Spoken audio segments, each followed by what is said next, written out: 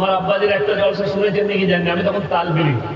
বর্ধমান টাউনে একটা মাদ্রাসা আছে সুলাপুকুর, হিফজের মারাত্মক পড়া হতো। তো আমার যখন স্কুলে ছুটি হয়েছে, আমার আব্বাজি বললে ওখানে গিয়ে কিছুদিন থাকো। একজন কারি সাহেব ছিল আমার আব্বার ছাত্র, কারি আইয়ুব, খুব ভালো পড়া। তো উনি ওখানে পড়াতেন, ওনার কাছেই থাকতাম, উনি সাথে করে আমাকে খাওয়াতেন। তো ওই সময় বর্ধমান টাউনে একটা জলসা, একজন খাসির দোকানি ছিল, সে একাই জলসা করেছে। একবারই বর্ধমানে স্টেশনের পাশে বড় খাসির দোকান, তিনি ইন্তেকাল করেছেন, আল্লাহ জান্নাতি করুন। তো আব্বাজানকে দাওয়াত দিয়েছে। আর কলকাতা থেকে গজল পড়তে এসছে কে? সিন্নিখোর কটা, এই যে জিলাপি খোর। আর একজন আসানসোলের বেরেলিকে বক্তা ছিল। তো আব্বাজান আমাদেরকে বললে খাসির মারাত্মক বিরিয়ানি করেছিল কলকাতার বাবুজি। আব্বাজান আমাদেরকে সব শিক্ষকদিকে বললে যা খাবে খেয়ে দাও, আমি যা বায়ান করবো তোমাদেরকে আর খেতে দিবে না। কি বুঝলেন? তো খাওয়া দাওয়া আমরা আগেই ছেড়ে দিলাম ঝেড়ে। তারপরে এলান হয়ে গেল, जो कहीं भी बैठे हैं सब आ जाइए स्टेज पे, आप बंगाल के एक बहुत बड़ा मुकर्रिर मौलाना शौकत अली मज़ाहिरी की तकरीर होने वाली है, जो जहां भी है आके बैठ जाइए। तो আব্বাজান গেল, দেখবেন বিহারে আছে, কিষানগঞ্জে আছে, এই বিহার এলাকাগুলো। আমি ওই জন্য পুরুলিয়া, বিহার এগুলোই জলসার দাওয়াত নিতে চাই না। রাত 12টা পর্যন্ত খালি গজলওয়ালা গজল বলে, বুঝলেন তো? সে গজলওয়ালা এসছে, তো সবারই আগে বক্তাদের আগে গজল করছে। তো সে চেপি, আব্বাজান বসে আছে পাশে, আর তার গালের দাড়ি নাই, প্যান্ট শার্ট পরে, মাল 3 তলা টুপি, মুখেতে গুটকা। সে কি গজল করছে জানেন? मैं यहाँ हूँ 3 किलोमीटर 3.5 किलोमीटर मेरा दिल मदीने में है। তারপরে কলিতা বলছে जिसके दिल में इसके रसूल होगा उसका चेहरे से पता चलेगा। আব্বাজানের দিকে ইশারা করছে হাত পা। তো সে বেরেলবি, আর আমরা বসে আছি। সে জিদ করে করে করছে जिसके दिल में इसका रसूल हो उसके चेहरे से पता चलेगा। তারপর আর হয়ে গেল। আমার আব্বাজি চেপেই দেখলে চলে যাবে নাকি তার ঠিক নাই। আমি আগে পড়ে দিই, খুতবা না পড়ি। আমার আব্বাজি বললেন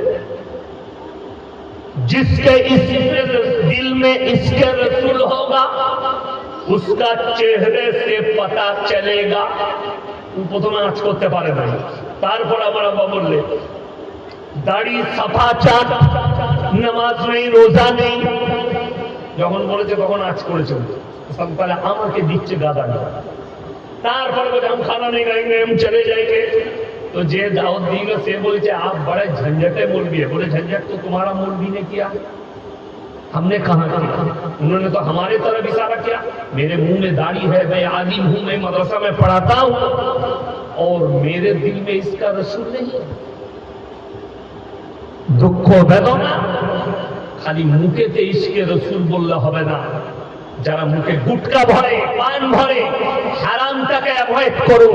সবাই করবো জোরে বলুন ইনশাআল্লাহ। রুজির মালিক আল্লাহ। একটা মৌলবীকে দেখে বুঝতে পারবে। যদি লটারির টিকিট হালাল হতো, আমরা মৌলবীরা রোজ একটা করে কাটতাম। 1 কোটি পড়ে গেলি তারপরে দেখবো। কথা বলতে পারবেন?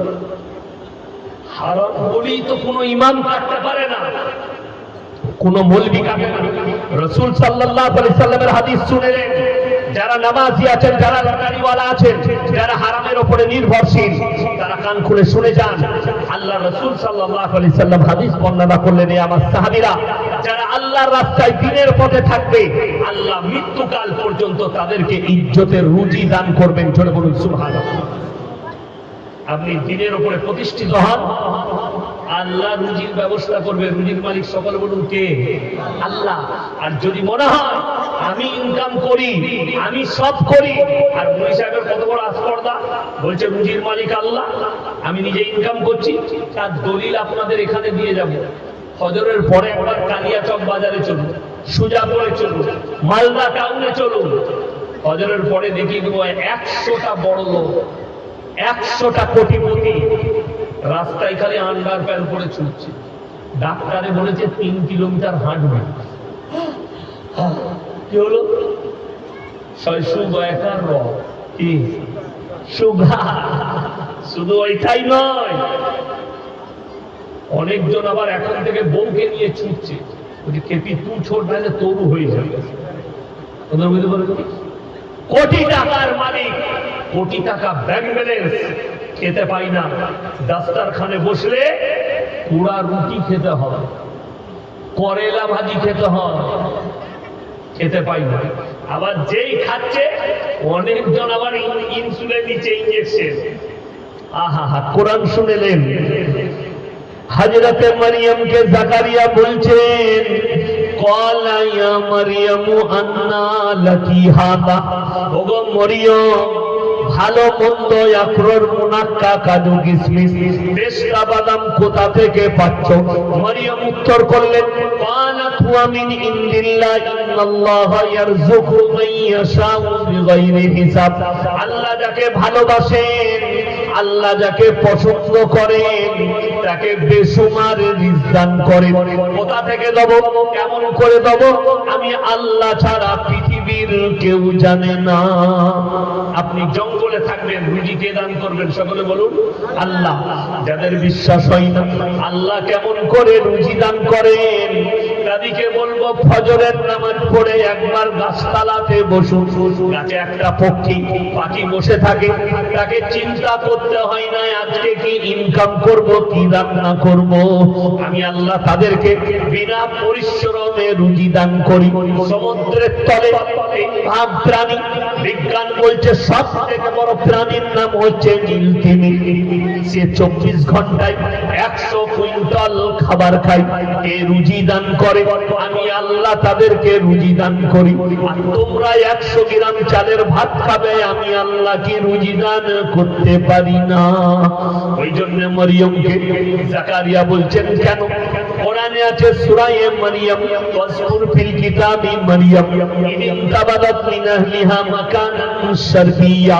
মরিয়ম যখন নিজের পরিবারের কাছ থেকে, মরিয়ম মানে ঈসা নবীর মা, যখন নিজের পরিবারের কাছ থেকে পূর্ব দিকে এক স্থানে একটা গৃহের মধ্যে নিজেকে বন্দী করলেন। ফাতাগাদাত মিন দুনিহিম হিজাবান ফারসালনা ইলাইহা রূহানা ফাতামাসসালা লাহা বাশারান সাবিয়্যা।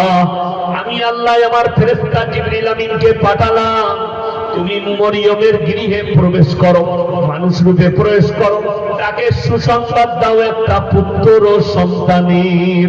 মরিয়ম কাঁদতে লাগলেন আর বললেন, আমি তো কোনো অপবিত্র মহিলা নই, আমাকে কোনো পুরুষে স্পর্শ করেনি, আর আমি কোনো ব্যভিচারিণী নই, আমার কেমন করে বাচ্চা হতে পারে? আমার আল্লাহ বললেন, হে জিবরিল, তাকে বলে দাও কুন ফায়াকুন। আমি আল্লাহ খালি বলে দেব, সঙ্গে সঙ্গে হয়ে যাবে। মরিয়ম নিজেকে অনুভব করলেন তিনি হচ্ছেন গর্ভবতী। অনুভব করলেন গর্ভবতী, পেটে বাচ্চা। ঈসা নবীকে আল্লাহ পাঠালেন, সেই ঘরের মধ্যে বন্দী, কেউ নেই, জায়গা নেই ঢুকা, কোন পুরুষ মানুষ প্রবেশ করে না। হযরতে জাকারিয়া দেখতে পেলেন মরিয়মের সামনে খানচাই দামি দামি খাবার, যে আশ্চর্য ফল ফ্রুট গুলো ছিল ওগুলো দুনিয়ার হতে পারে না, আল্লাহ জান্নাত থেকে পাঠিয়েছেন। জোরে বলুন সুবহানাল্লাহ। তখন মরিয়মকে জিজ্ঞেস করলেন জাকারিয়া, ক্বালা ইয়া মারইয়ামু আন্না লাকি হাযা। হে মরিয়ম, তোমার কাছে এত দামি দামি খাবার কোথা থেকে আসছে? মরিয়ম উত্তর করলেন, ক্বালাত হুয়া মিন ইনদিল্লাহ ইন্নাল্লাহা ইয়ারযুকু মান ইয়াশাউ বিগাইরি হিসাব। আল্লাহ যাকে ভালোবাসেন, আল্লাহ যাকে পছন্দ করেন, তাকে বেশুমার রিজক দান করেন। এমন করে দেব, কোথা থেকে দেব? আমি আল্লাহ ছাড়া পৃথিবীর কেউ জানে না। সবাই নিয়ত করুন, আল্লাহর উপর ভরসা করবো। জোরে বলুন ইনশাআল্লাহ। রুজির মালিক আল্লাহ, হায়াতের মালিক আল্লাহ, মওতের মালিক আল্লাহ।